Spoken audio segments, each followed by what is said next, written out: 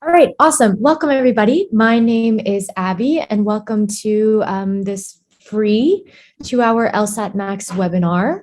I'm going to go ahead and share my screen. Hopefully, everyone will be able to see, and then we'll get going.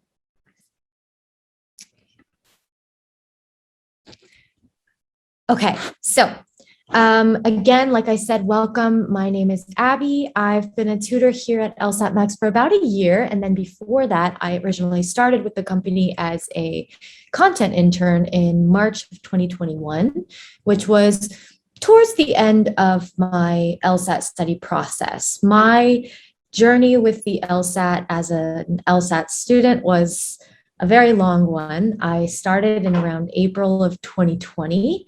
And I started with a diagnostic in the low 150s and then finally took my last exam, official exam at least, in June 2021, where I scored a 178.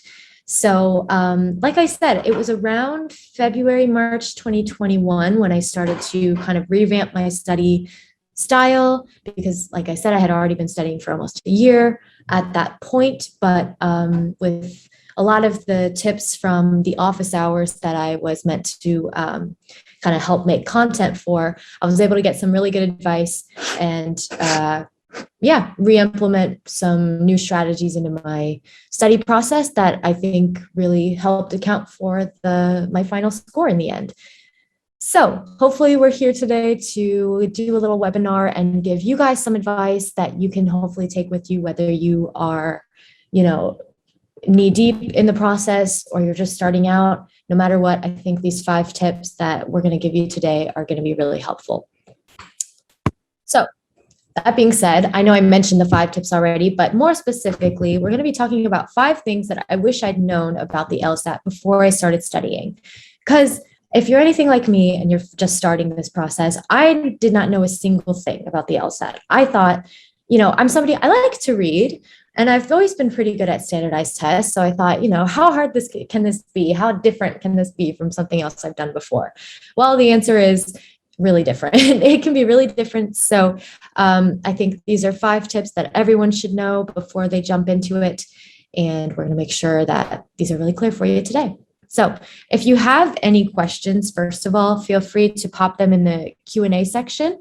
But there will be, as you'll see in the next slide, where I'll give you a little bit of an outline of what we're going to talk about.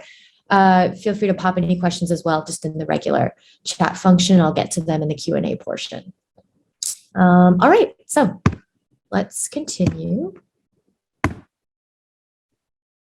So, like I said, this is a more detailed agenda for our meeting today. We're going to first just talk a little bit about the overview of the LSAT. So what are the different sections? What do they test? What are some of the differences between the version of the test that you'll be taking and the version of the test that's historically been offered before the COVID pandemic in 2020?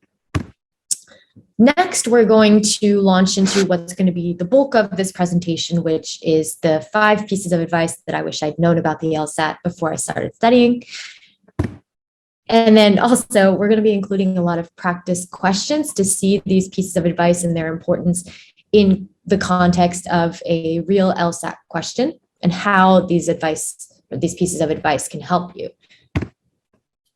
And then finally, we're going to do a brief overview of some of the services that LSATMax can offer and the services that can help you implement some of these pieces of advice into your own study process to achieve your own LSAT score goals. And then finally, like I mentioned, the last portion probably, this presentation will be about an hour. So then afterwards, I can stick around for up to an hour to answer some additional LSAT related questions. So, like I said, pop anything you can think of right away in the Q&A. I see that we've already got something in there. And then if not, all the other questions and comments can go in the chat section at the end. All right, awesome. So let's go ahead and get started with an introduction to the LSAT then. So This is the format of the current LSAT. One of the biggest differences as well about this format is that you will take the LSAT from home or in a hotel room. If you are in a space where you feel like you can't concentrate very well, LSAC actually gives you a voucher for a hotel room if you feel like, again, it might be easier for you to concentrate in another private space. But otherwise, it's from the comfort of your own home with your own device or a device loaned to you by LSAC. And the current test that you'll be taking from home contains 4 sections. So again, this current version of the test started post 2020 COVID pandemic. And before it started as the LSAT-flex. So it only included 3 sections: logic games, logical reasoning, and reading comp, just one of each of those sections. But as of August 2021, they've also added now an experimental section, which again, it's not scored as you can see on the screen here, but it could be a repeat of any of those 3 sections: logic games, logical reasoning, or reading comprehension. You're not going to be told which section is the experimental one, so it's always good to do your best and treat every single section like it's the scored one, because you really never know. And these could be given to you in any particular order. So the ordering here of logic games being first, reading comp being last, experimental being very last, that can vary as well. So it's good to get really agile when you're practicing different sections and be ready for whatever they'll throw at you first and whatever you'll finish with. But just a basic breakdown of each of the sections. So logic games is usually the shortest. It's 24 questions max, usually 23. Logical reasoning is between 24 and 26 questions. And reading comp as well is usually between 26 and 28 questions. So that's usually the longer one. And then again, experimental could be any of these. Ooh, I see, let's see. And this, in comparison with the traditional LSAT or the pre-2020 COVID pandemic version, was instead of from your own home, you would go to a testing center and take it at a specific time. And as of 2019, I believe it started on electronic tablets, but before it was actually written out. So the traditional version of the exam is 1 section longer. There were 4 scored sections, including 2 logical reasoning, 1 logic games, and 1 reading comp, with 1 experimental, which could have been, again, a repeat of any of the 3 sections. So I think students tend to like that it's 4 sections instead of 5. 5 tends to get quite long, but those are some of the essential differences between the 2. However, as you can see, we've shown each section separately, but it's also important to keep in mind that although there are 3 separate sections of the test, the goal of a good LSAT study plan is to learn the skills that these sections test. So not to see each section in isolation, but to be able to view it more as like a Venn diagram where there will be several skills that are in common with each other. And then there will obviously be section specific, qualities that will differ. But overall, we want to focus on the majority of the skills that will be most important for success on this test are shared amongst the different sections. So with that in mind, we're going to talk about some of those skills that are in common throughout the different sections. So the 3 essential skills on the LSAT that are, again, shared between all 3 of the different sections, reading comp, logical reasoning, and logic games, are reading, analyzing, and connecting. These are the skills that we as law students and as lawyers will need to be able to do our jobs well and to succeed in law school. So the LSAT was constructed as a test to be able to see whether or not future lawyers have those skills. Luckily, they're very learnable skills. The LSAT is a very learnable test, but we do need to be able to read, analyze, and connect, just like we will as lawyers. So in all 3 of the sections, though, the LSAT is going to require us to read and understand arguments and fact patterns, but these are not easy to read. So one of the biggest qualities that you'll find when you're working on the reading skill for the LSAT is that the sentences tend to be complex, and they're that way on purpose. They're written to be confusing. They're usually really long sentences that are hard to follow. They have really high level, sophisticated vocabulary, a lot of jargon also, especially in reading comp. And the ideas that are conveyed in these passages or in stimuli, as we call them, in a logical reasoning stimulus, which is just, again, the little mini paragraph that you'll read before you answer the question, those are often pretty nuanced and difficult to parse as well. So this writing, though, I mean, it's not done this way just to make our lives miserable. It's also because this is meant to mirror the writing that you'll see in law school and that you'll see in judicial statutes and decisions when you're a lawyer. So it's good to become familiar and with having already seen this type of writing before you even step foot in law school. Okay, so the next biggest skill, well, actually, these are in no particular order, so I shouldn't say the next biggest, but another big skill that is shared between the three different LSAT sections is analysis or analyzing. And so after reading an argument on the LSAT, and this is especially on logical reasoning and reading comp, we have to analyze what we've read. And that means we have to understand how exactly an argument is made. What is the evidence for the argument? What's the conclusion? What strategies were used to get from the evidence to the conclusion? And then also, we usually have to determine if this is a good argument or not. And in other words, is this persuasive or not? Usually on the LSAT, the majority of the time, this is a little spoiler alert if you haven't started studying it, it's not persuasive. It's usually a very flawed argument. And our task is to determine why it's so flawed, what's missing. Or depending, again, on our task for each different question, we could figure out, like I said, what's missing or how we could fill it. What missing piece could we fill in to make this argument stronger? Or we can just describe straight up why the conclusion doesn't follow from the premise. Oops, sorry about that. Let me exit really fast to get rid of that. Sorry. Okay, let's go back on. Sorry about that. Oops. Exit one more time. Go and do not disturb. Make sure.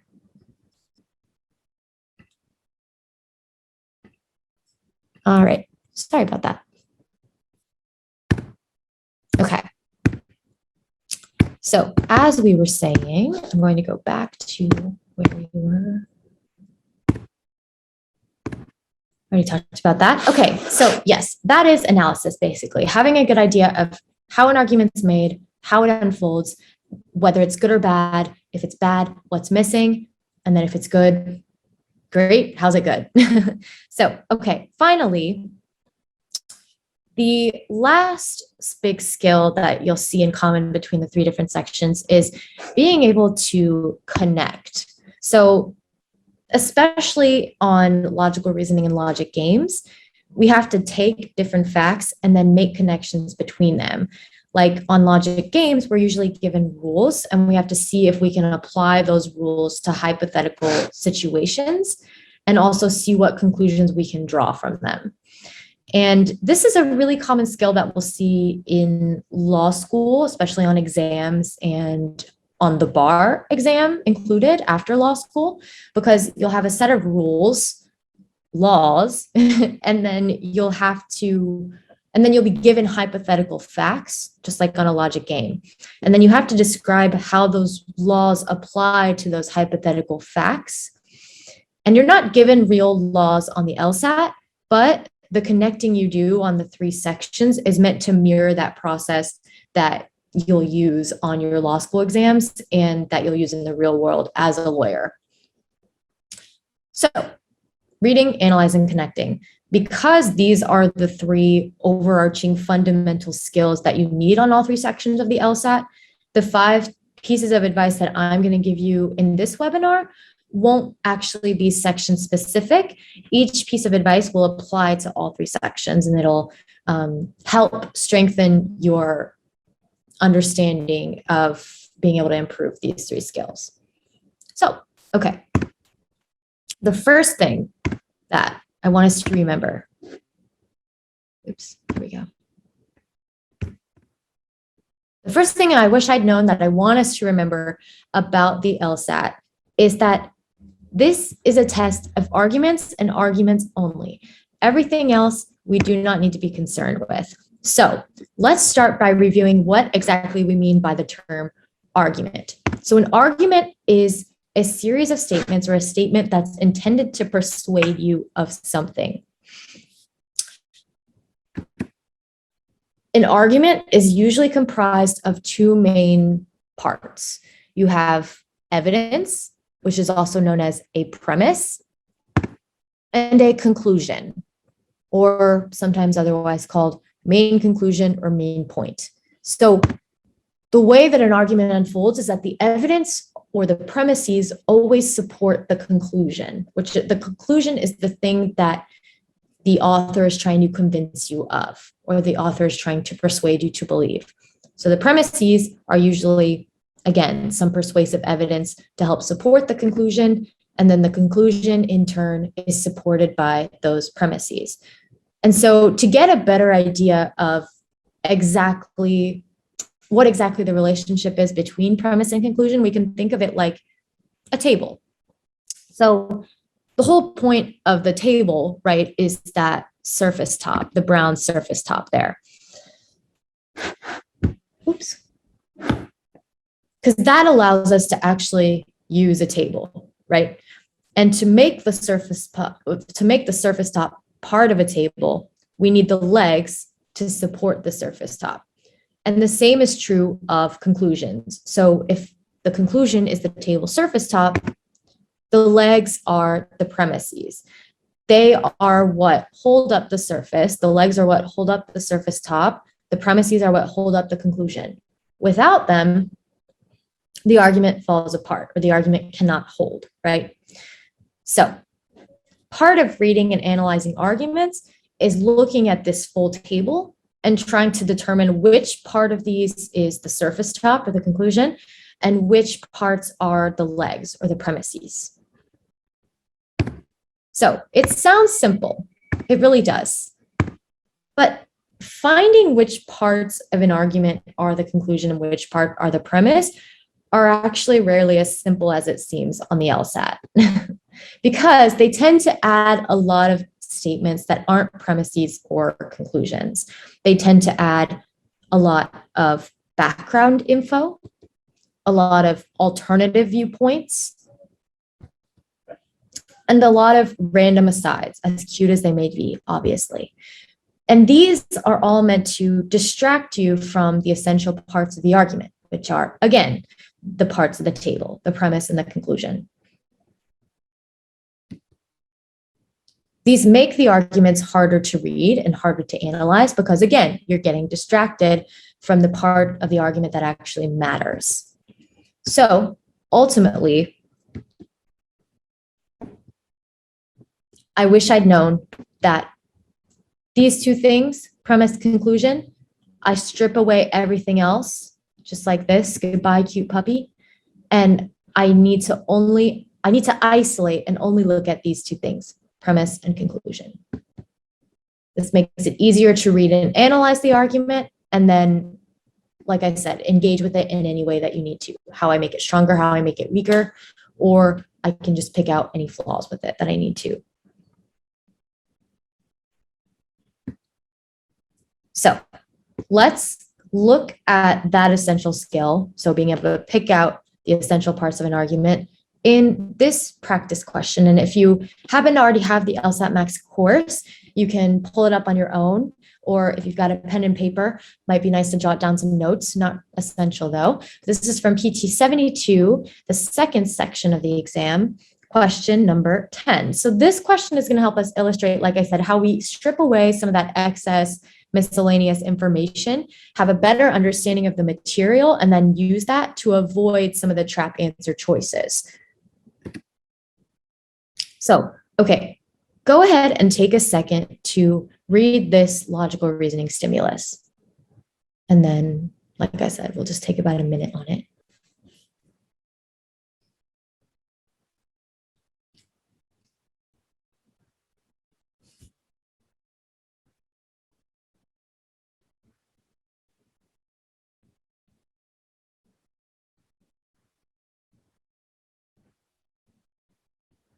All right.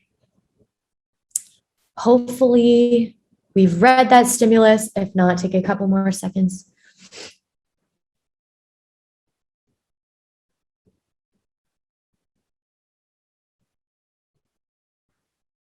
All right, so hopefully we're done with that now.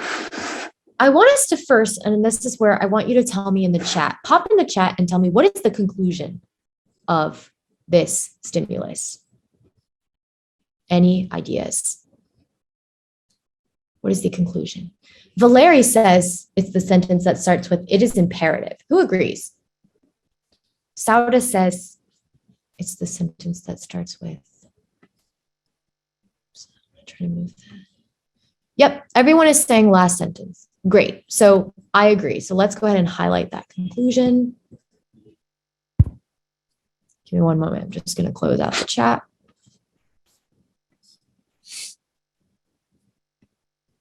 Oops, it'll come back.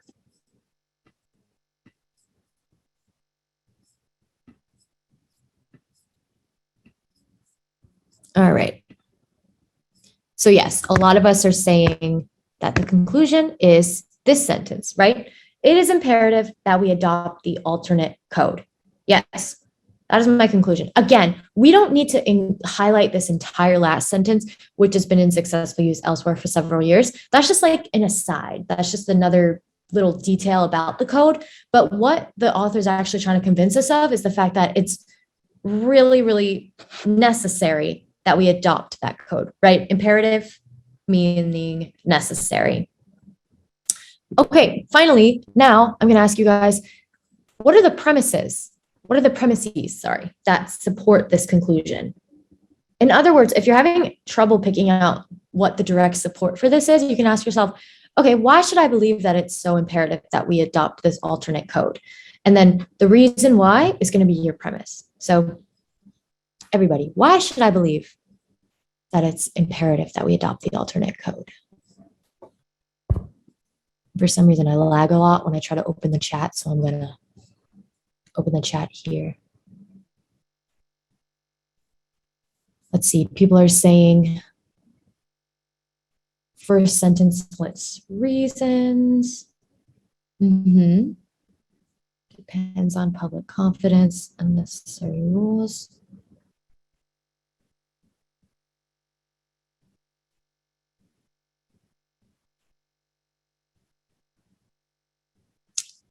Yeah, so everyone's pretty much hitting on it. It's the fact that our current code has issues with the rules and we need to maintain public confidence.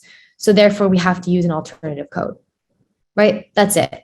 Everything else is just fluff, which is kind of ironic because this argument is about stuff that's unnecessary, is about rules that are unnecessary. So it's kind of meta in that sense. But yes, exactly. Great job, everyone.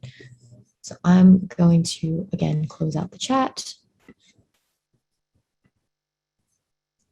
If I could. There we go. Give me one moment. Okay. Let's go back to our presentation. So yes, we said conclusion, it's imperative that we adopt the alternate code. Premises are basically here. The traditional code has a lot of stuff that's unworthy of public confidence. We need to maintain public confidence. That's it.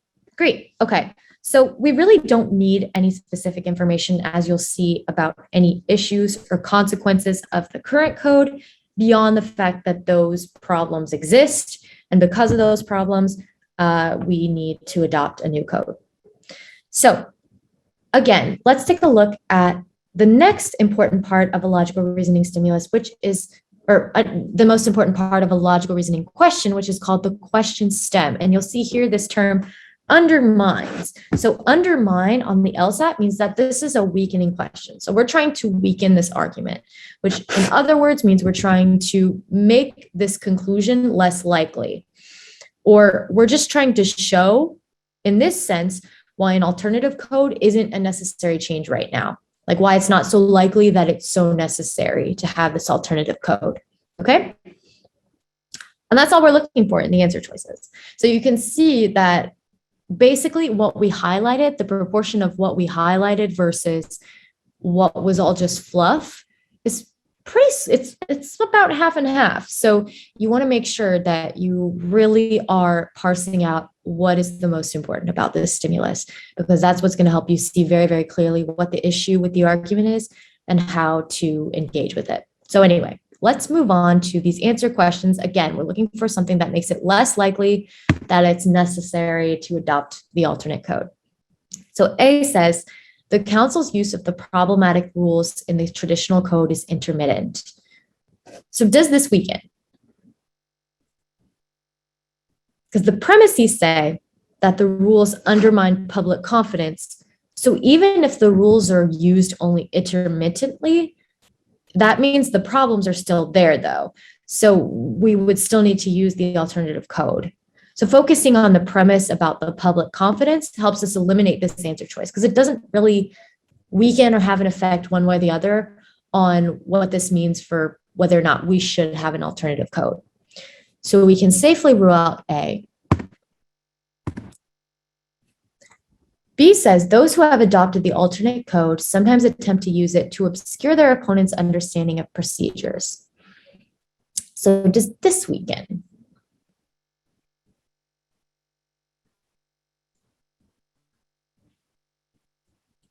Yeah, usually about 20% of test takers think so. But those test takers probably don't see the conclusion as clearly as we can, right? Because the conclusion wasn't that the alternative code was going to be perfect or that it wouldn't have maybe some negative effects. The conclusion was just saying that this is a necessary change. A change that's necessary can still not be perfect, right? It doesn't need to be perfect. So B doesn't quite make the mark either, and we can safely eliminate it because it doesn't really weaken the idea that we need to have this alternative code. Okay, how about C? C says that revision of the traditional code is underway that will eliminate the problematic rules. So does this weaken? And again, our answer choices are either going to be, or our wrong answer choices, sorry, are either going to have no impact on the conclusion or strengthen the conclusion. So whenever you see a weakening question, this is a little precursor when you get further into your LSAT study practice, is going to be strengthen, weaken, no impact are going to be your options for answer choices. So this answer choice does weaken because it is the reason why we might not need to switch to an alternative code, right? If we know that we're revising the traditional one to make it maybe better, to get rid of some of those problems, well, then that would undermine the idea that we need to switch to a different code. We can just revise the current one, right? So you always want to just compare, kind of play the matching game of the answer choice you're considering back up against the conclusion. Ask yourself, would this make it more or less likely, depending on whether you're trying to strengthen or weaken? In this case, I'm trying to see if this were the case, if we were revising a traditional code, would this make it less likely that we need another one? Well, yeah, it would. So we can feel pretty good about keeping C for right now. And let's take a look at D. It's not always reasonable to adopt a different code in order to maintain the public's confidence. So does this answer choice weaken?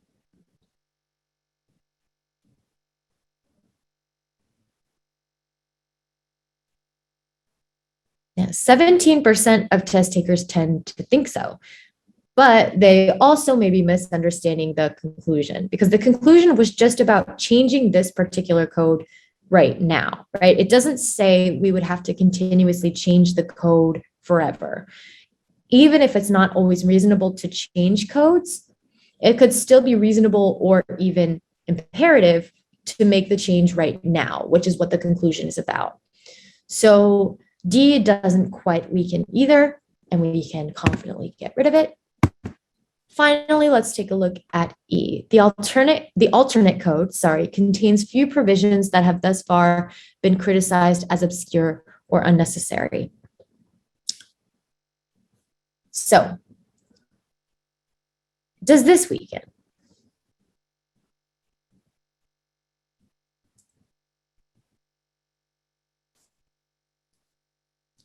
Although 8% of people thought so, it's ultimately similar to B, because the conclusion didn't argue that the alternative code was going to be perfect, right? They just said that it's necessary. And even if people have criticized a few of the provisions, it could still be a lot better than what we already have, or the code that we currently have. And then also note how the word few operates in this claim. It actually means that although some provisions have been criticized, most have not been criticized, right? That's what few does, means most do not. So that's actually would be a strengthener for this would be in favor of the alternative claim, right? To say that this new option has a lot less stuff that's been criticized in it. That would actually be a stronger case for adopting the alternate code. But remember, in us trying to weaken this argument, we're trying to show that it's not so necessary. So E is also, we can confidently eliminate it. And our answer is C. Revision of the traditional code is underway that will eliminate the problematic rules. So as we can see, by having a clear picture of the premises and the conclusion in this example, we could reason through this tricky question really quickly to get to the answer. We can also do this in reading comprehension. It's just basically arguments in that section as well. They're usually a bit longer and there might be more of them, but when we focus on the premises and conclusion, we can gain a much better understanding of the passage and answer those questions more efficiently as well. So the second thing that I wish that I had known about the LSAT before I started studying was that this test is confusing on purpose. So in addition to excess information that we don't need, as we saw with that previous practice question, the test features a lot of high level and technical vocabulary, lots of industry specific jargon, especially in reading comprehension. There's a lot of convoluted sentence structures and referential language, which includes terms like this, that, those, basically just replacements for a noun, but you want to make sure you're always able to match up that referential term with what they're actually discussing, like with the noun that's actually being discussed. But they include all of this excess information because this is how lawyers write. So it's no mistake that they include all of this on the LSAT. And when I say they, I mean the test makers. They do this not just to make us miserable, but also because a lot of times laws and judicial decisions are written in this way. And as law students, we're going to have to understand and engage with that type of writing. So the LSAT is a really good way to become exposed to that before we ever step foot in law school. And then this question, or this LSAT stimulus, is a very, very good example of how the test makers use convoluted language to try to confuse the test takers. So I'll give you all a quick second to read this passage or to read this paragraph, and then we'll talk about a little bit about why this is so difficult.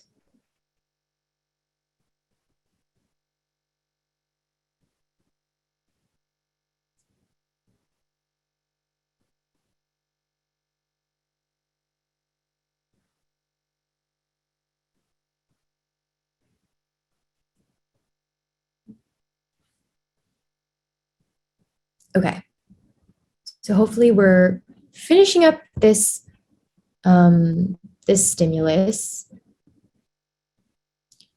So it mentions a lot of the confusing aspects that I already mentioned. The first of which, if we look at the first sentence there, we're in passive voice, which already is not a super clear voice to write in. It says it was thought that, but it's like, who thought this, right? It makes it a lot more difficult to orient who we're actually talking about and where we are.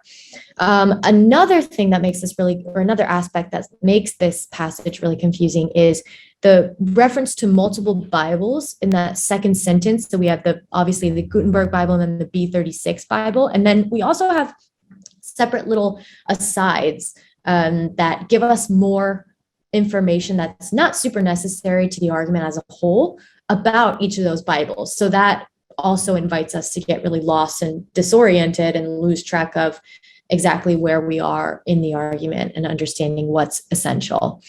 There's also some of that promised referential language in the last sentence when the author says this finding, so we have to match back up. What finding are they talking about?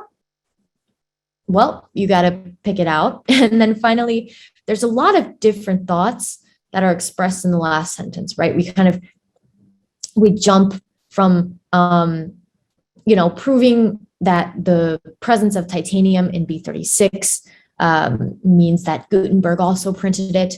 And then we jump to whether, a question of the Vinland map, another 15th century printed object is, whether or not its authenticity can be doubted. So we're jumping between a lot of different thoughts, and it's tough sometimes to keep them straight and to understand what their roles are in the argument. And then, like I said, that new jump to the Vinland map, that has never been mentioned before. So we have to try to orient that as well in with the rest of the stimulus that we've read. So the solution to this mess of a question usually is to read actively and paraphrase. I think this is the number one game changer that a lot of people take for granted as an important skill on the LSAT.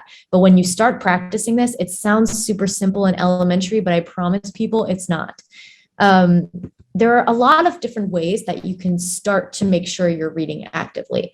One of those ways is you can read with the cursor. So underneath each word of this stimulus, you'll use your cursor on your computer just to make sure that the wheels are turning, you're digesting each word.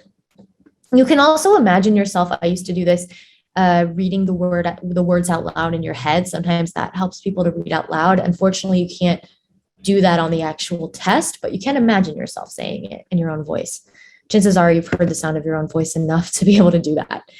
Another way to start to train yourself to actively read and digest this info is to highlight or underline strategically. Again, we don't want to get lost in different colors for different parts. And, we don't want to be focusing more on the highlighters than on what we're highlighting, but it can be a good way to emphasize different parts that are important about this argument.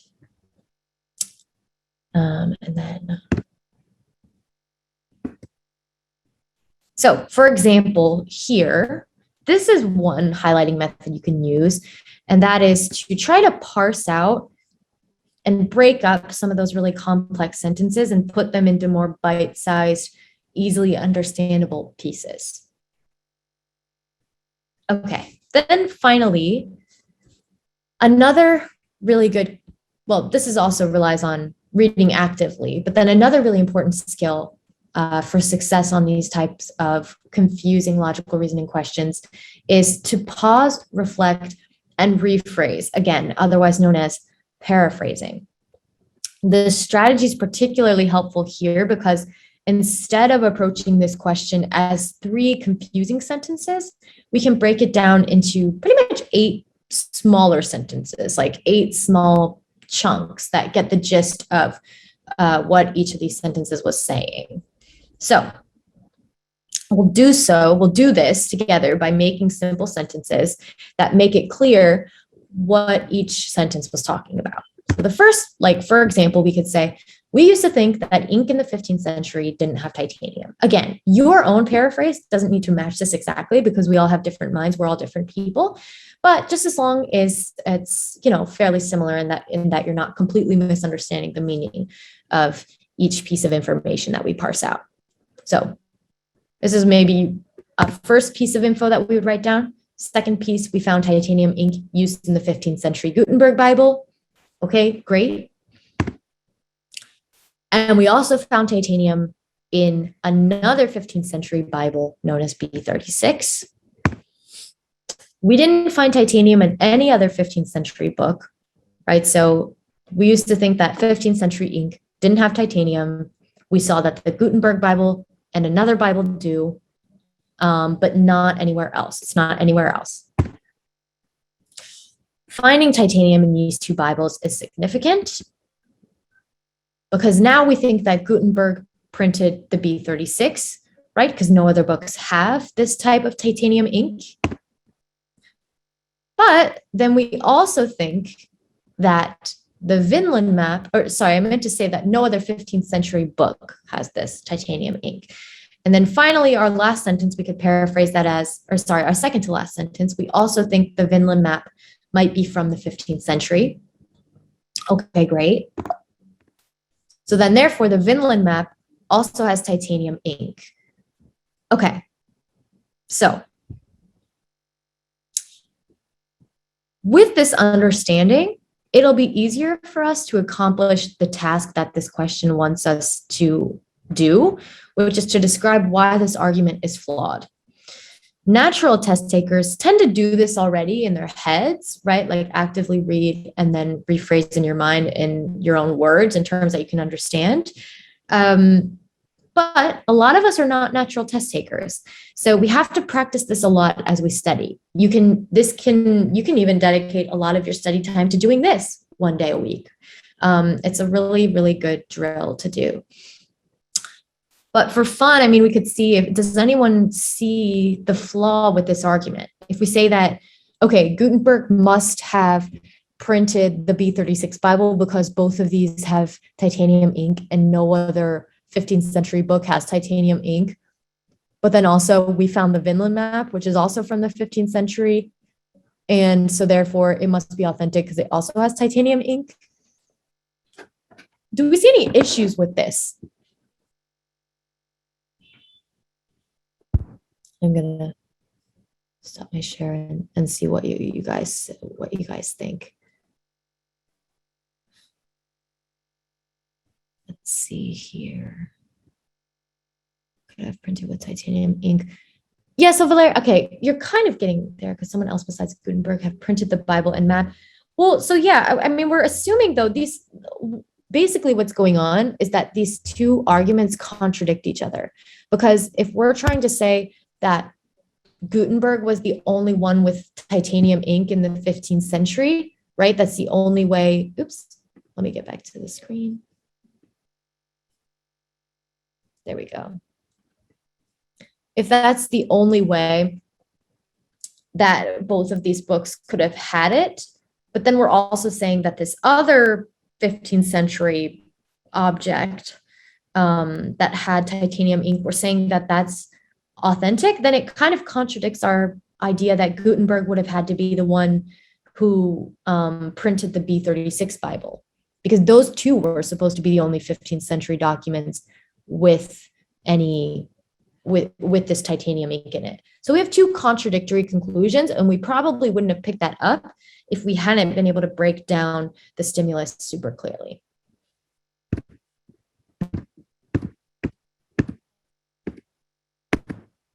So great, just gonna go back through some of these highlights and then we'll get moving. All right, so that leads us to the number 3 tip that I wish I had known about the LSAT before I started studying, which is that it's important to practice your method. Again, this sounds very basic, but it's easy to skip over once you're actually knee-deep in studying. First of all, it's important to remember the LSAT is not a measure of natural intelligence. Anyone can do well on the LSAT. But there's also a downside to this idea, which is that your natural smarts. So some of you might just be naturally good readers, or you might have a good intuition with arguments. But unfortunately, that can only take you so far on this test. Oops, sorry. Instead of intuition, we want to rely on reliable methods. That is the way to start to make meaningful improvements. So, for example, you'll need to be able to rely on an approach, a specific step-by-step approach to understand and analyze arguments in logical reasoning, a system also of drawing connection between fact-based logical reasoning questions, like must be true or most strongly supported. You'll also want to develop an approach to understand and analyze the structure of reading comp passages. And at LSATMax, we have a pretty comprehensive approach called meta-structures. It's just basically a way of understanding the bare bones of the way that the reading comp passage is set up. And there are only a limited number of them, because we've found that all of the reading comprehension passages have, there's only a finite number of outlines that can be used to describe the way that the passage plays out. So anyway, if you've got an approach to understand structurally the reading comprehension passage, that's also very important. And then finally, you want to make sure you have an approach to set up logic games and to be able to draw appropriate connections between rules and between diagrams. It's kind of like, think of it as like natural smarts versus method, as, you can't start running a race until you've mastered proper running form, or until you familiarized yourself with the terrain that you're running on before the race. It's the same thing with the LSAT. You can't jump into timed full-length practice sets without having trained your mind to think in the way that you need it to. And the way that you train your mind to think in the way you need it to is through repetition of that method. And additionally, we want to avoid going on autopilot when we're studying and to stick to the method. Studying for the LSAT can be a long process. I'm the first to attest to that. And it gets very, very easy to start to remix it a little bit on your method and start to go through the motions and rely on intuitions and stray away from method. But we want to make sure that we catch ourselves when we're starting to do that, because when we do, it postpones our progress. This is usually where people find that they plateau, right? When they start to stray away from method. And that's okay. If you're finding that you're starting to do really well, eventually having followed the method, if it ain't broke, don't fix it at that point. Like the method is designed to be able to be applied to the hardest of hard LSAT questions as well. So it's not like it's too basic for any of the levels that you think that you might want to get to. It can be applied no matter the level of difficulty. So don't stray from it. In addition, you can start to get those bad habits, right? I mean, going on autopilot in itself is a bad habit, but then if you're starting to engage less actively with the material you're studying, you can also just develop other bad study habits, like, not having your clear cutoff times, getting distracted more easily with different stuff on your computer, or this evil thing right here, your phone. Oops, you can't really see it, but it was my phone. And also just make silly mistakes. Again, if you allow your mind to wander and stray from the routine that it's established for itself to answer specific questions, then you're going to leave a lot more margin for error. So, that's something we want to try to avoid at all costs as well. And then obviously you can also experience unnecessary frustration. Burnout is very real on this test, and one way to curb it. And again, burnout usually comes from the frustration of not making improvements when you think you should, but usually it really does come down to a question of like, are you repeating a good method, or are you just kind of relying on your own natural smarts here? Again, even if you think it's not necessary, stay faithful to this method, because then the more you repeat it and get comfortable, you'll start to do it without even thinking about it on the test. You might not even be aware anymore that you're using the method when you are. It's just the idea of doing it enough times to allow it to become muscle memory. That's when you're going to see some really important improvements. However, although the goal of having a method is to avoid making mistakes, they're inevitable on this test. It's a pressure cooker with a time limit. You're forced to engage with a lot of complex information. It's just realistic to say and to accept the fact that there probably are going to be some errors made. For example, you could miss important connections on logical reasoning questions or logic games. You could also misunderstand arguments in logical reasoning or reading comp. That's very easy to do. It's usually a question of one word that you might miss. You also might not see the prephrase or the anticipation that you make in the answer choices after having anticipated something in logical reasoning, logic games, or reading comp. And so what's important here, like I said, although you can inevitably reduce the number of mistakes you make through method and also by having a system already to check your work at different points in the process. So for example, maybe on a logic game, to make sure that you're not missing any important connections between rules, you can stop yourself, take stock with each new rule you put down, and make yourself look at how it relates to the earlier rules that come before it. So that can be a good systematic way of checking your work.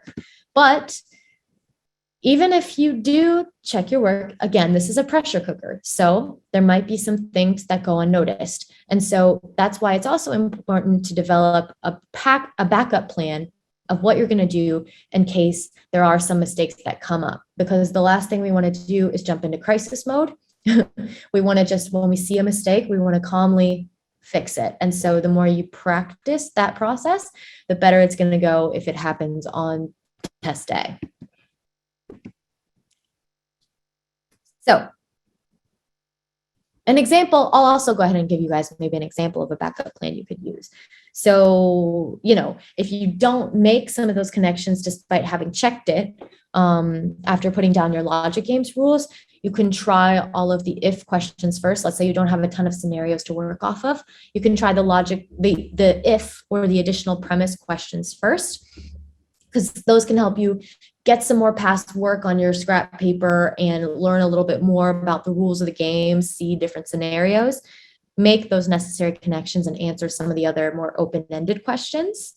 Or if you don't have a good answer anticipation for either logical reasoning or reading comp, you can eliminate answer choices in other ways. Like you can have a clear understanding of what makes certain answer choices wrong on certain question types. Like, for example, we looked at a logical reasoning weakening question. You'll know that wrong answers on a weakener will either strengthen or have no impact, right? So you can start to eliminate answer choices that you recognize that do either one of those two things. Or you can also just start to pick out little tricks that the test makers will insert in order to make an answer choice seem correct when it's not.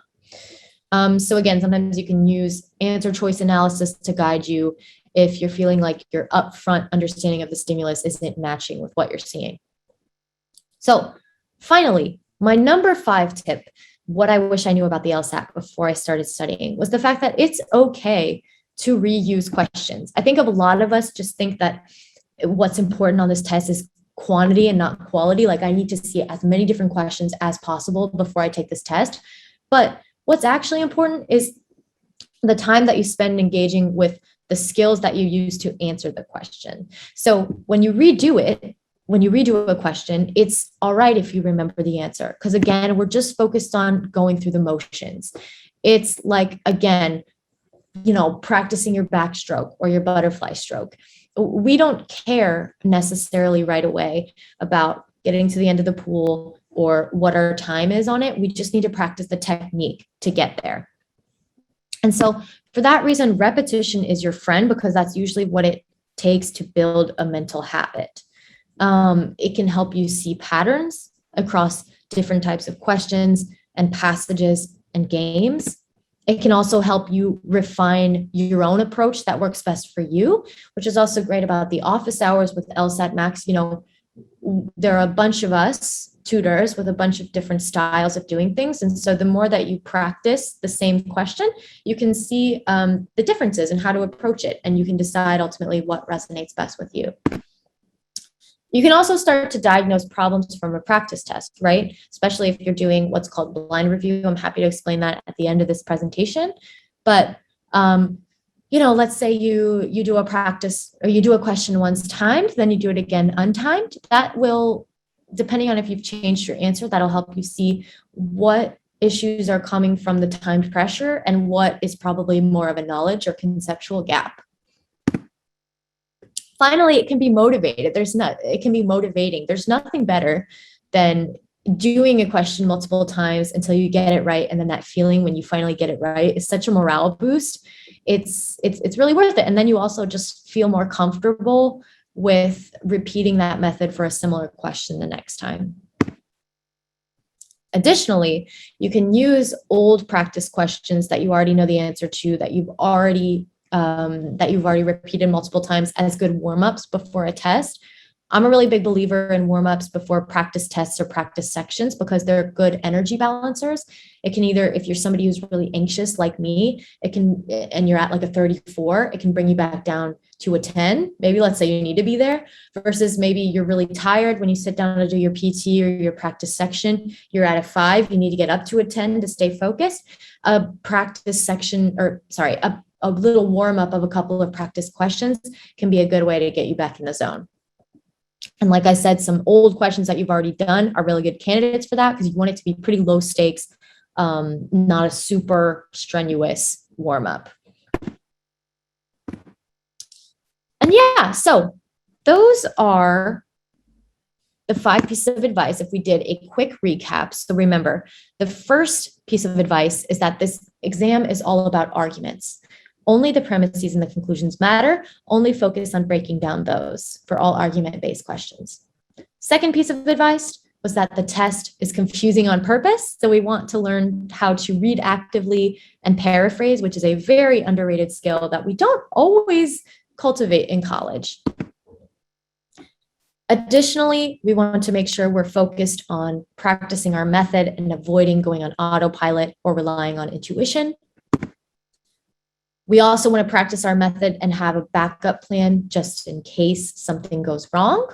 So that way we can avoid a lot of test day jitters that revolve around, oh my gosh, what if XYZ happens? Well, you probably have a plan in place for handling it. And turns out you've probably already been in a situation where you have had to handle it.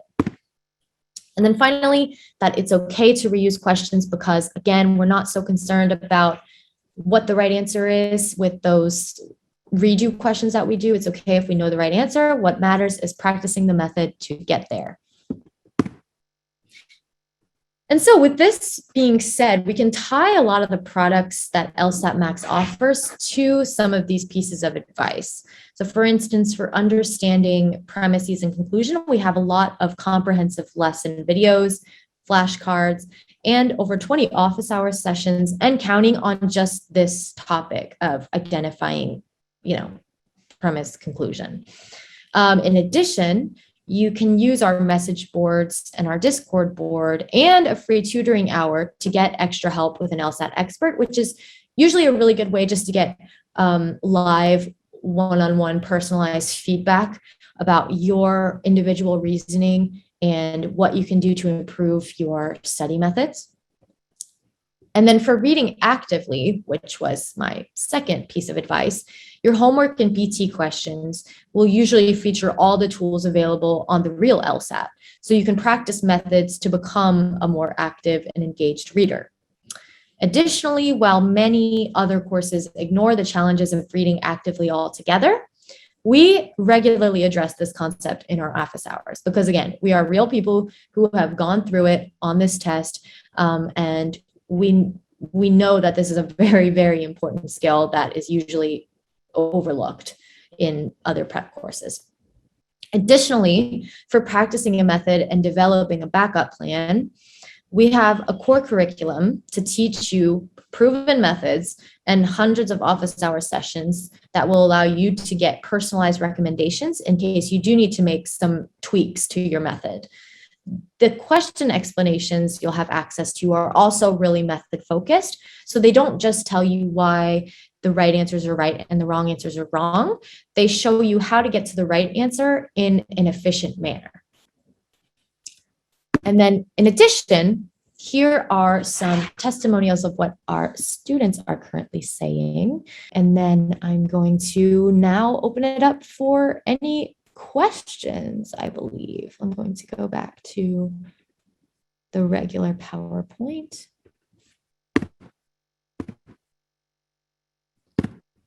So yeah, that's it. Thank you so much to everybody for your attention. And yeah, I'm happy to answer any questions in the chat and the Q&A box, which it looks like there are a lot of them. So let me go to that. Like I said, we have up until 5 here. So luckily we've got some time. I'm going to go all the way back up to the beginning.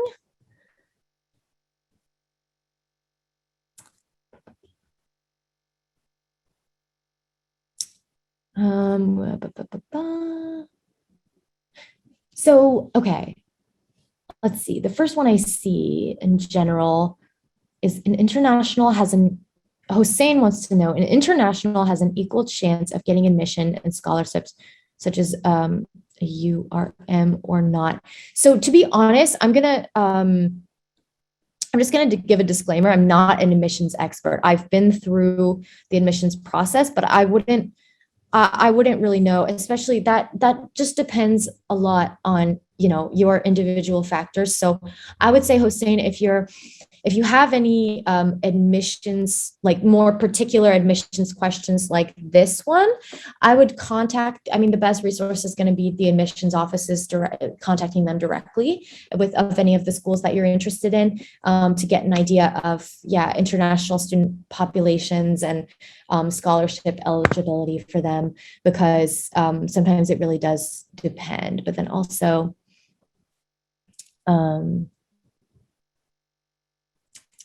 they also say, and how law schools measure their LSAT score and GPA and others. Again, yeah, that's going to be helpful. Again, for any of you who have any admissions questions that might be more specific to your situation, I would just contact or pick up the phone, call those law schools directly and see what they think. And then finally, let's see. Let me see where else I can find. What's the difference between the course? Oh, Litzy has a good question. What's the difference between the course and the tutoring? So the course is, oh yes, I forgot to mention that LSATMax also has admissions consulting for people who have, you know, insider access to the process. I'm mostly on the tutoring end, so they would definitely be the people to ask about that. You can see that link in the chat that Ross just dropped. But like I said, Litzy said, what's the difference between the course and tutoring? So the course is meant to give you a comprehensive overview of the different concepts that are introduced in each of those 3 sections of the test. And then it's usually always comprised of a video, like a very kind of lecture style video that explains the process and again, the theory behind the type of question. And then a series of practice questions that come with the module. And then, so that's the course, and that's a really good way to guide your studying and to guide your conceptual footing of this test.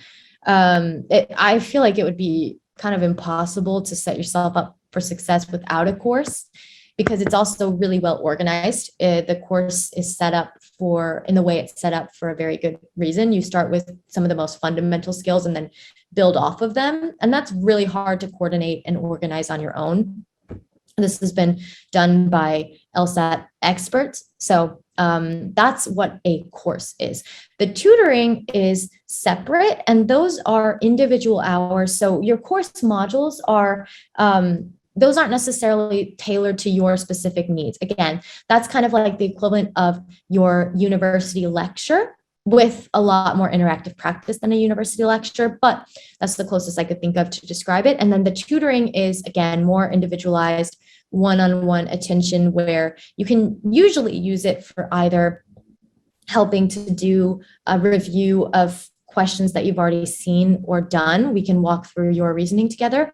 Or if, again, you want to share with your tutor any specific question types or modules from the core curriculum that are giving you issues, sometimes it's helpful to work on the application of the skill with a tutor with questions that you haven't yet seen.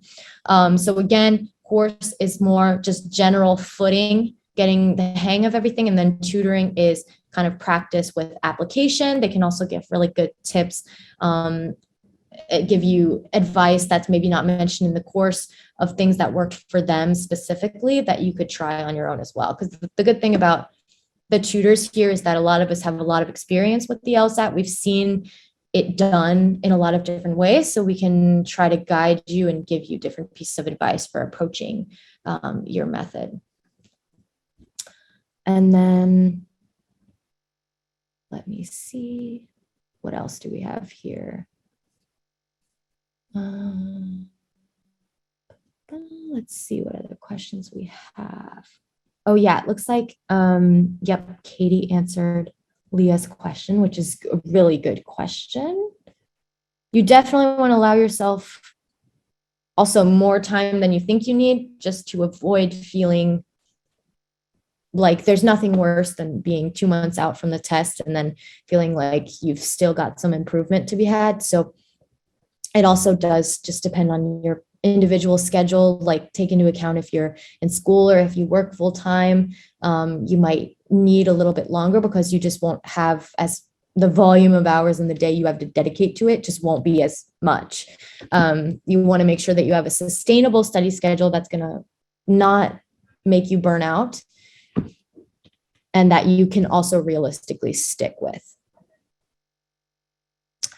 Let me see this question.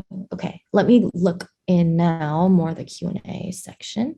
Okay, do schools see how many times you took the LSAT? Esteban wants to know.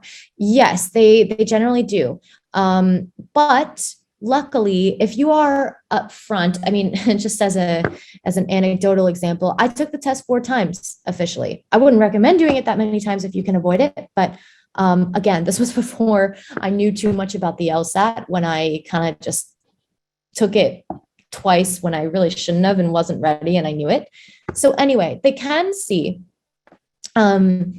However, if there's clear improvement in your scores, then all you really have to do when you apply is include an addendum, kind of just being clear about what accounts for your score increase. Usually they say, again, this could be a question more specifically for the admissions consultants, but from what I understood, it's usually between like 6 to 7 point increase between LSAT takes when you want to write an addendum, just to explain where that large increase comes from.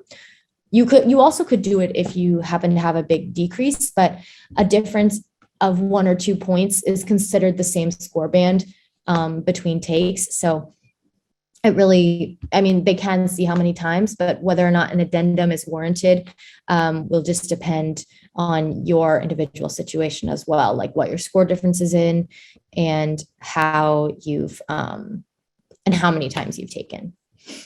You want to try to avoid taking it too many times, just because then schools could question your judgment. Let's say every single time you've taken it, you've had like a 160. They're going to wonder, you know, why you're taking it so many times and still getting the same score. That could allow them, like I said, that could open up some judgment questions. But otherwise, sorry, Esteban, this is a long answer to say, yes, they can see how many times you took it. But again, anything is, it doesn't need to be it doesn't need to keep you out of the law school you want to go to if you've taken it multiple times. Let's just say that. You can explain in an addendum and just be honest. Okay, so Savannah says, oh yeah, additionally, yeah, as Ross mentioned, they look at the highest score. So they don't do averages between the different scores.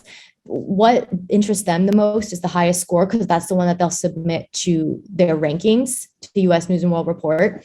So there's really, there's no incentive for them to not take the highest LSAT score, which is why you'd much rather have 4 takes with a 178 at the end than 2 takes with a 162, So Savannah said, if we are done with all of the LSATMax courses, what do you suggest we do next? Drilling, timed practice. I have 2 months left before my LSAT. Yeah, that's a great question. So if you're done with the core course, you want to make sure, I think it's going to be a constant ebb and flow between timed and untimed practice. Usually we say it's time to get more into timed practice when you're scoring consistently at or above your goal score untimed. So to get to that point, I would start to, again, blind review practice questions or practice sections and practice exams to start to see the difference in that gap between your timed and untimed score. Lots of drilling, yes. And yeah, I really like, there are a couple of review methods that are really helpful that could, again, start to get your accuracy up to the level you want. Those are called blind review and answer journaling. It looks like Rosh just linked the webinar to, what to do after you're done with the core curriculum, but those are 2 review methods I can also go into more detail about if anyone's curious. Tyson says, any insight regarding the written portion?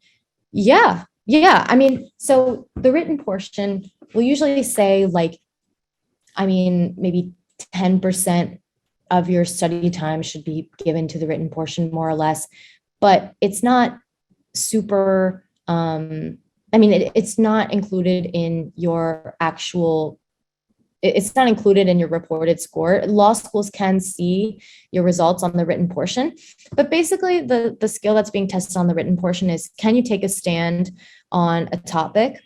And then can you provide the evidence for that topic based off of, they'll give you pros and cons of 2 different choices. You'll make your choice, support your choice, while also showing that you've considered the opposing view or the opposing choice as well. Again, there is a very helpful LSAT writing module in the core course, so feel free to take it out as well, to check it out. And it looks like Katie just linked a writing sample tips webinar as well in the chat. So let's see what else, but that's just a little overview. It's also nice because now you don't have to do your writing in the same sitting and in the same setting as the regular LSAT. You can do it before or after. And then Hossein says, please speak more about the logic games changing in the future and experience of LSAT takers in this cycle which they had complaints. To be honest, I'm not quite sure. Maybe Ross or Katie would know more about this, but okay, yeah, Ross can speak to this because I actually don't know much about what the LSAT takers had complaints about. I mean, I have heard that the games were changing, but wait, Ross, should I? Oh, I'll unmute you. Okay, my bad. So let me see, participants.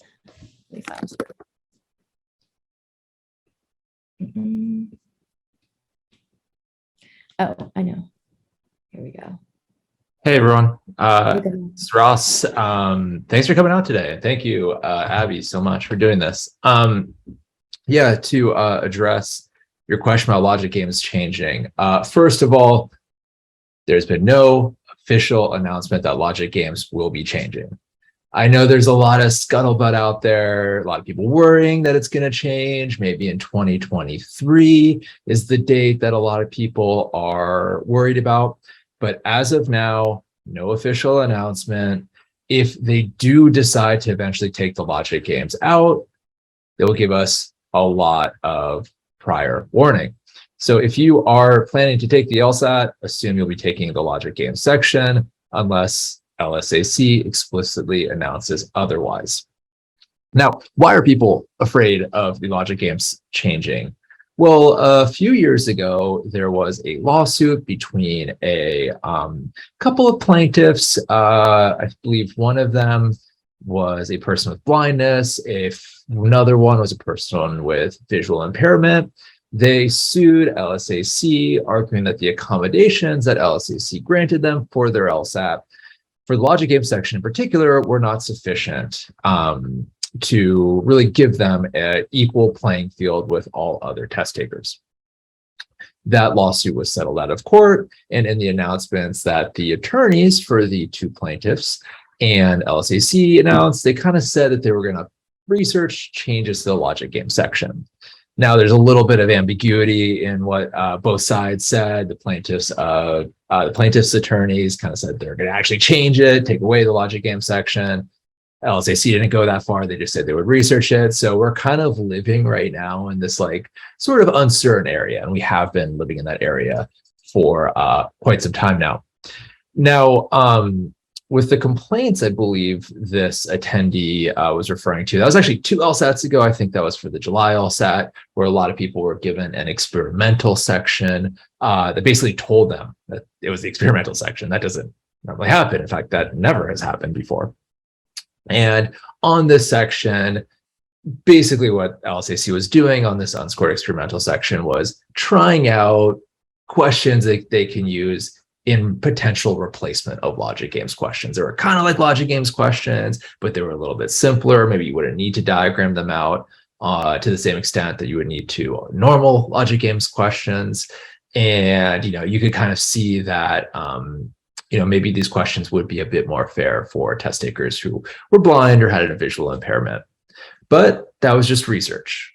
There's been no promise that they're actually going to replace the logic game section with those types of questions. Really, they're still in the data gathering stage. I don't think there's any immediate plans to change the logic game section. So once again, if you're taking the LSAT, prepare for the logic game section.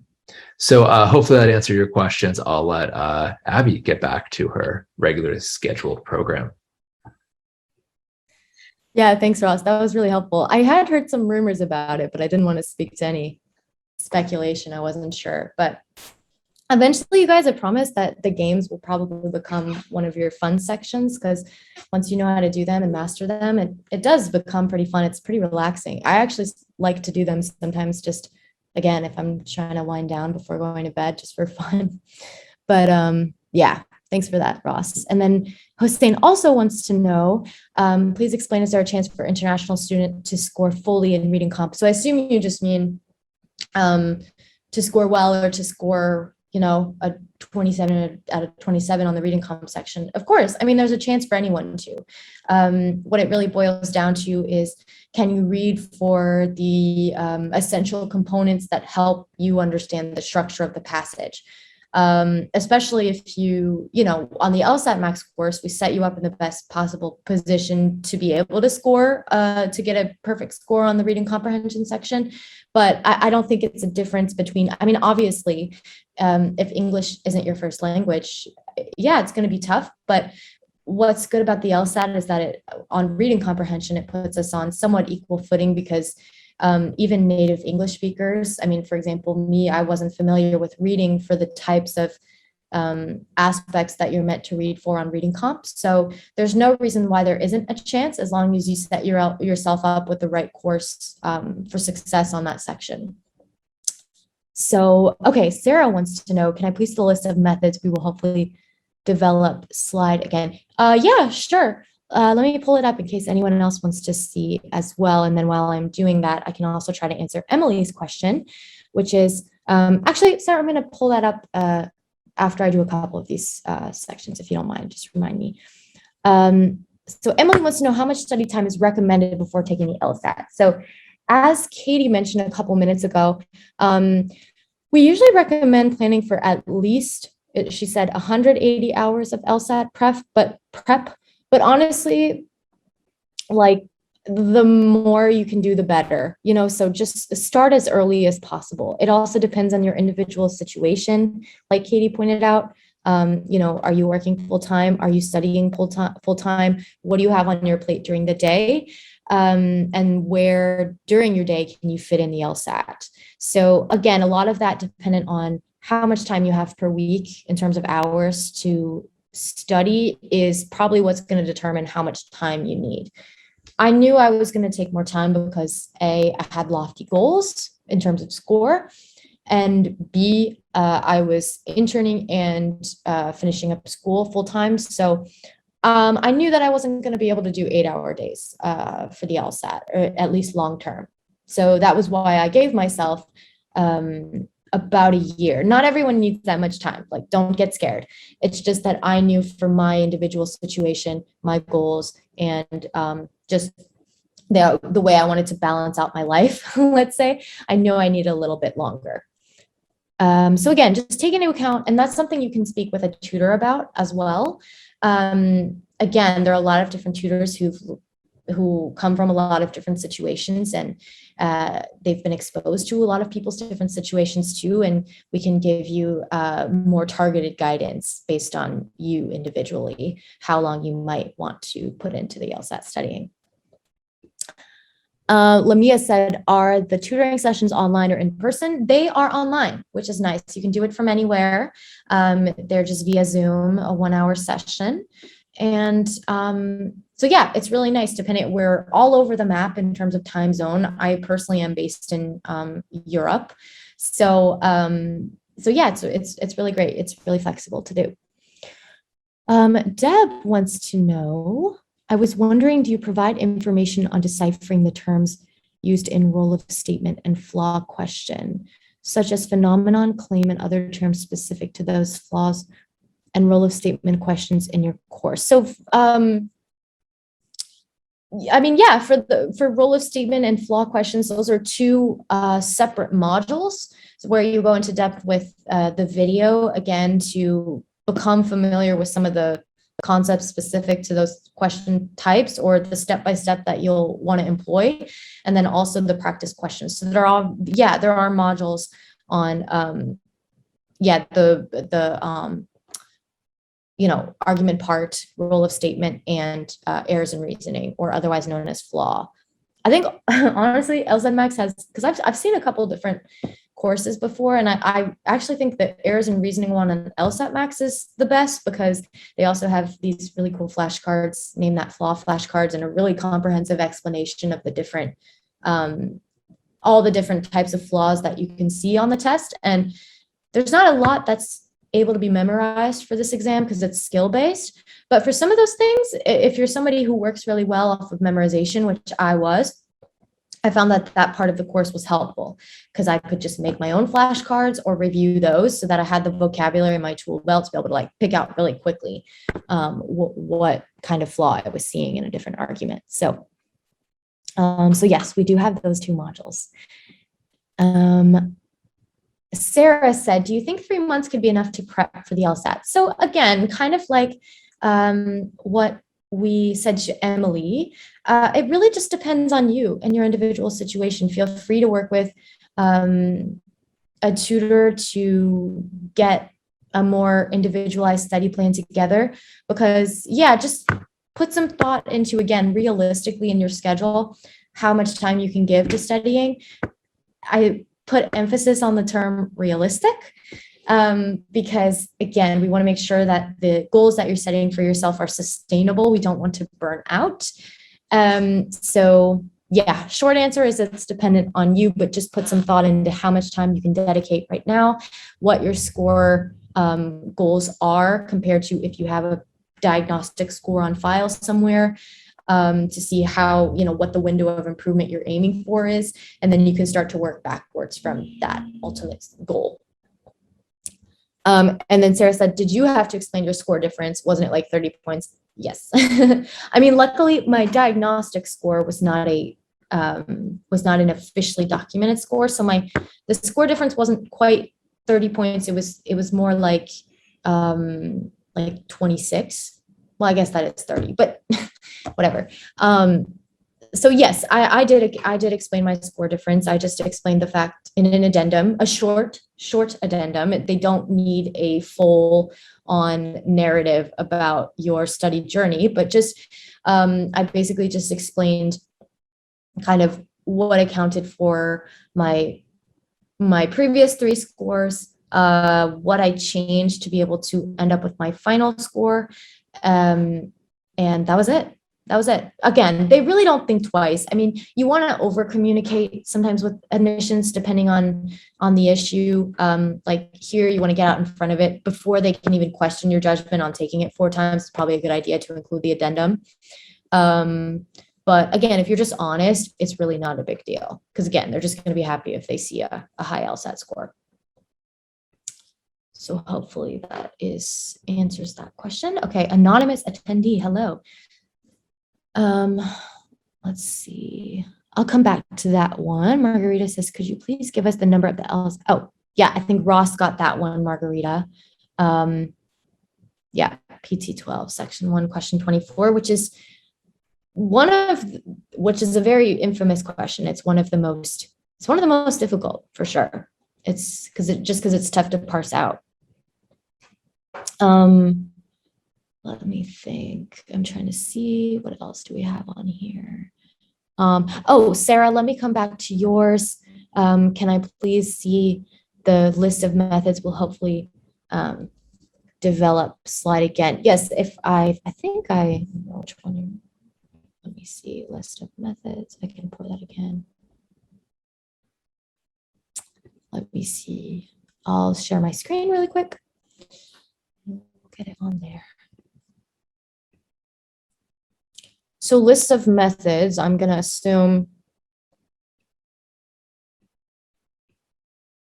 Let's go back down here. Oh, no, it's number 3, sorry.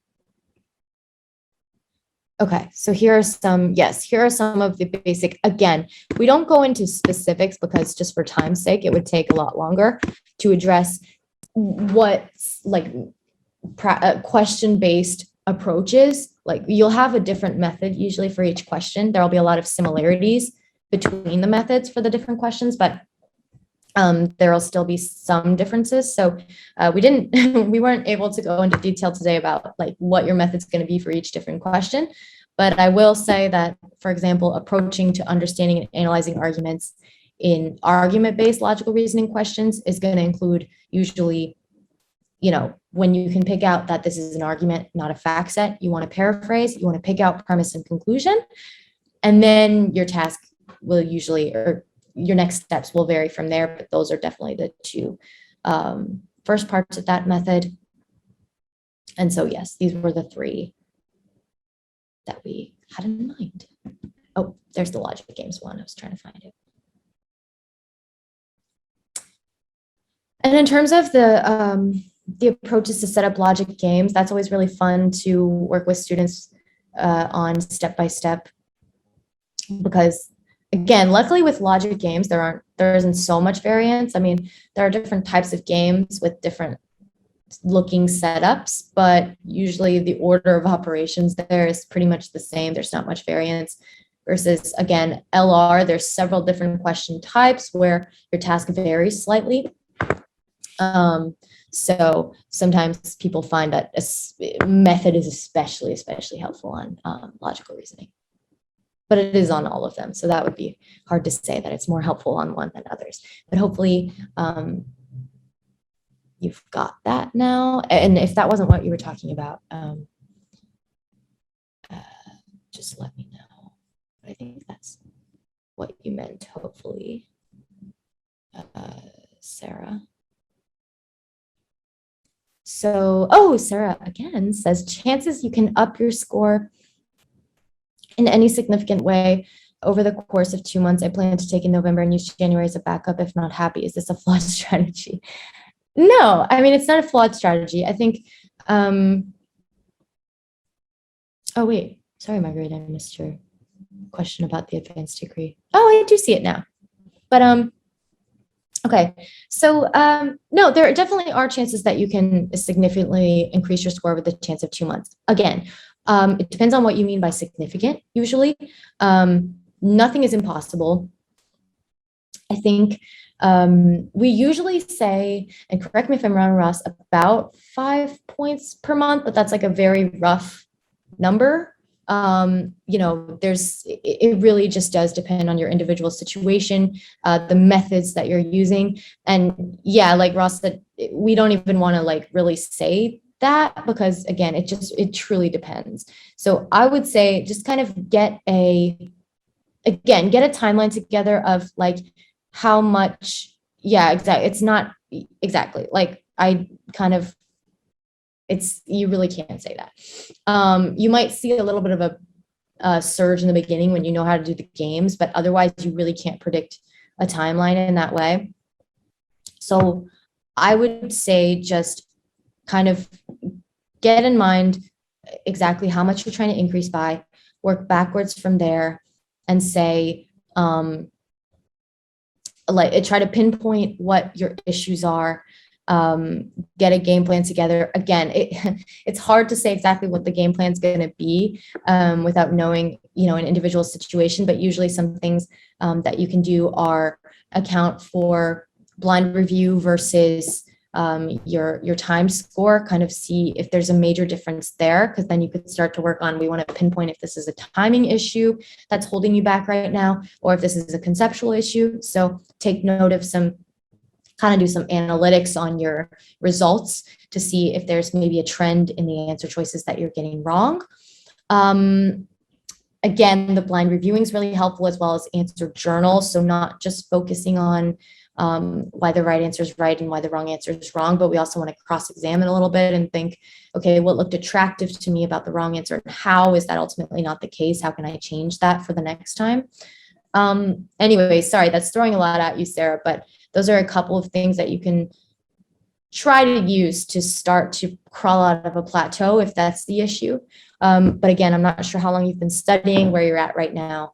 But no, I mean, like, for example, when I started revamping my study methods, I was able to improve my score by about, I'm trying to think, from 162 to 170, or no, let's say 163 to 178, by about 15 points in like 5 months.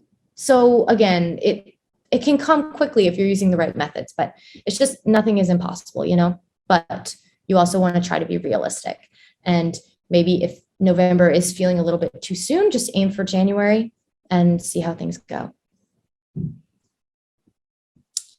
And then, yeah, Ross said, answered Margarita's question about the advanced degree. I did not have a PhD, but I did have a master's, and I think it just also helps show maturity maybe in your and drive and focus in what you want to, in your goals for post-law school, just because you've seen more of the world, you've seen what's out there and what options there are in terms of career. It's definitely not going to hurt by any means, but your raw numbers are your undergrad GPA and your LSAT. The grad GPA won't really be helpful there, probably. But again, I mean, the experience in itself and what that can bring to the table in terms of qualitative factors definitely don't hurt. Oh yeah, Ross answered Esteban's question. Great. Let's see. I don't see any other new ones.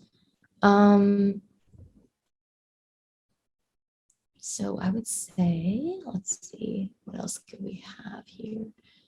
Answered a bunch of them. I'm going to mark some of these as answered.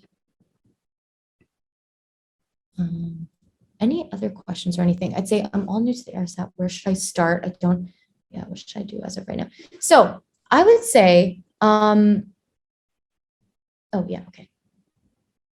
Katie's got, oh wait, I think Katie just took a question. Does anyone else have any other questions? Yay, I'm so glad. I'm so glad it was helpful, Tyson. Thanks so much for coming. Yeah, let's see. Anyone else have any other questions?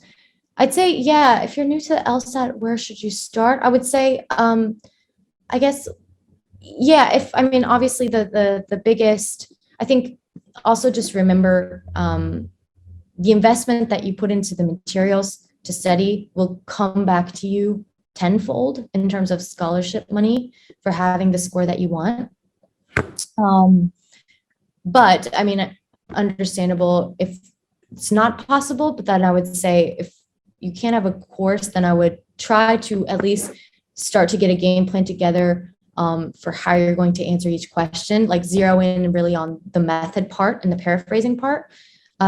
Those skills you don't necessarily need to have a course for. Obviously, though, to be able to have the practice materials, to be able to work on those skills, a course is usually essential, but you can practice, you can, I would start then by practicing with the kind of paraphrasing practice, getting a game plan together for each question, for each different question. And then also, yeah, as Ross mentioned, there's the LSAT Prep Plus, which I believe is $99 for the year. And that's a good way to at least just start to get a bank of resource questions,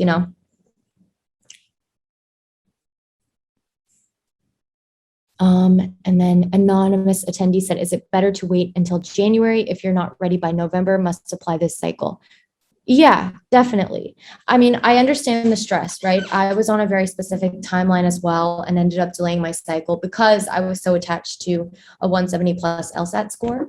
But that's not the solution for everybody. If you know that you want to apply this cycle, if that's what you need to do, then that's what you need to do. And so I'd say if you're for sure not ready by November, then yeah, the only option at that point is January.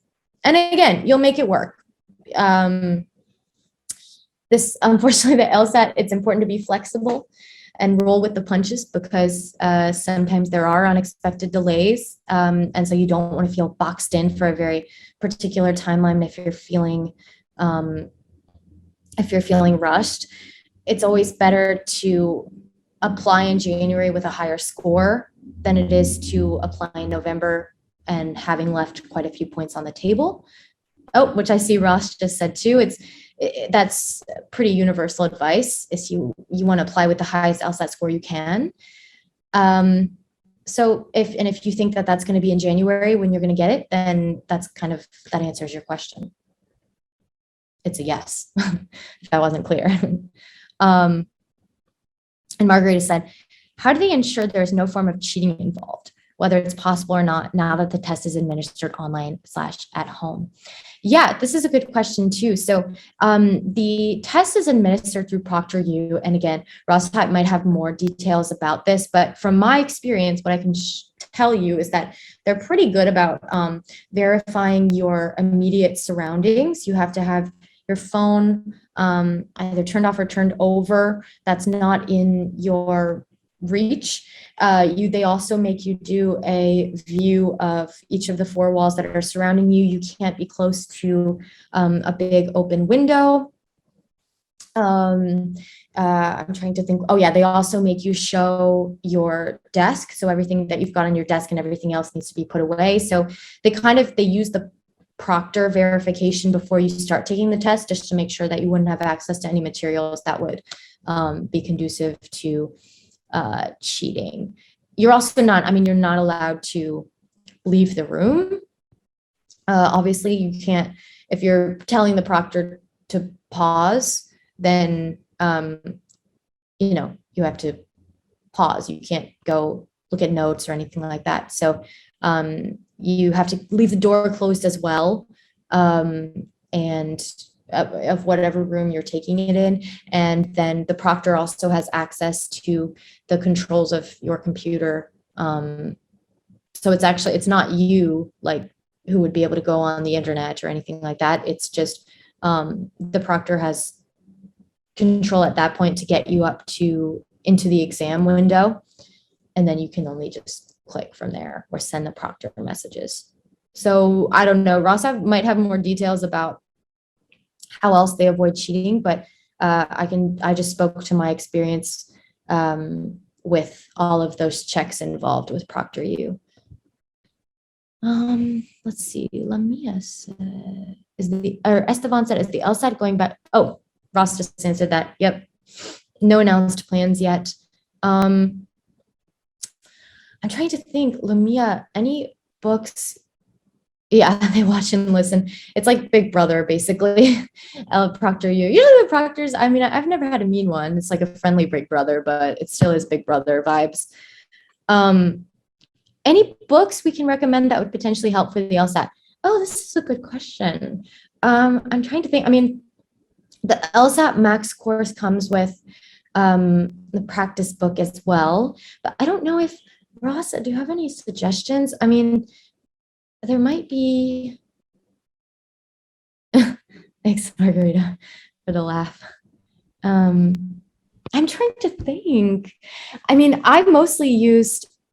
Oh, do they? Oh, yes. LSAT-Max has books on Amazon. I was gonna say I mostly engaged with this electronically. I know people buy all kinds of books on Amazon, so I would say check out some of those options. Yay. Okay. Yay. You've got LSAT-Max books, Amazon. Like I said, I worked with online course, but if you prefer books, that can be a way to do it. Yeah. I can jump in. Yeah. I don't know how you feel about this, Abby, but I kind of feel test books are kind of a last resort. The LSAT is a doing test. It's not a reading test. And when you do study books, you tend to use you do a lot more reading than doing. Of course, you're reading when you're practicing the LSAT, and that's the best kind of reading you can do to practice for the LSAT. So, study books, if that's the only option you can afford, definitely check out the LSAT-Max books online. But the benefits of a LSAT course are just innumerable over study books. Additionally, while reading is great and reading outside information, scholarly articles, stuff in the New Yorker or Atlantic or Economist or whatever can help build your reading skills.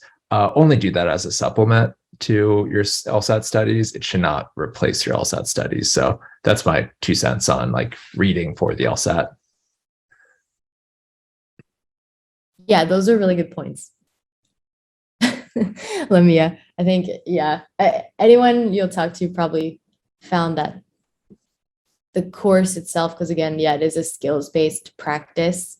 So it's not really anything you can digest by reading. So I don't really have any ideas with books other than, I guess, the LSAT ones on Amazon, or LSAT-Max ones on Amazon. So it's recommended to purchase the course at LSAT-Max rather than reading textbooks. Yeah, because the course is a lot more interactive as well. And again, there's just a lot more practice material. It's organized in a very intentional way. Again, from kind of like most basic concepts to combinations of those concepts as you move further down the course. So it's a good idea to get the course. Yeah, you wouldn't become a great chef by reading 100 cookbooks. That kind of works the same way. Yeah, you have to practice in the kitchen.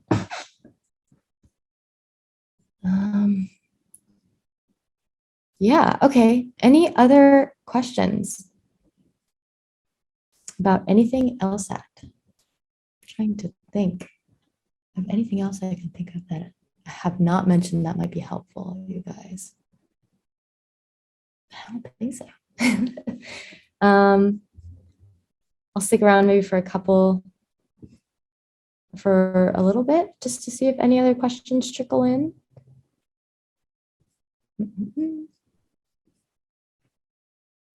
If you pass, so webinar 2. If you pass the LSAT-Max test, then you can get into law school. It's actually just called the LSAT. LSAT-Max is the name of our company, which is a test prep company. But yes, if usually to get into any accredited law school in the US, you need to take the LSAT. Actually, that's not true. It's becoming like, I know there were a list of schools that released information saying that the LSAT was no longer required, but for the vast majority, it is.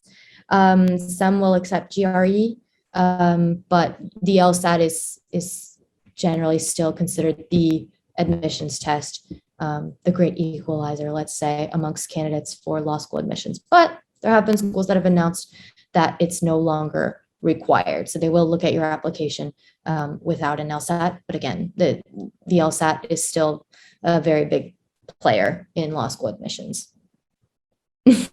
Good luck getting in. Yeah. It's definitely the important test. It's a good idea to take it, let's just say.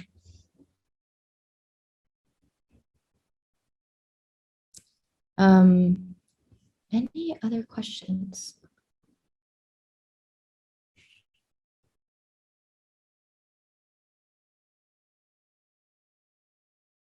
None.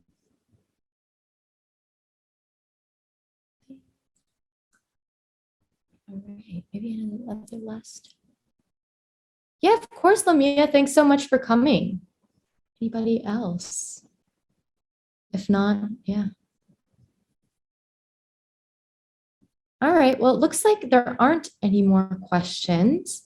So at that point, is it good? I guess I'll end the meeting, you guys. Is that all good, or should we stick around for see if there are any other questions? Okay, great. Cool. Awesome. Well, thank you so much for coming, everybody. Thanks for all of the great questions. We'll see you again soon, hopefully on the other side as LSATMax students. But if not, we wish you all the best with your study process and when you'll ultimately be taking the test. And yeah, thanks so much for coming.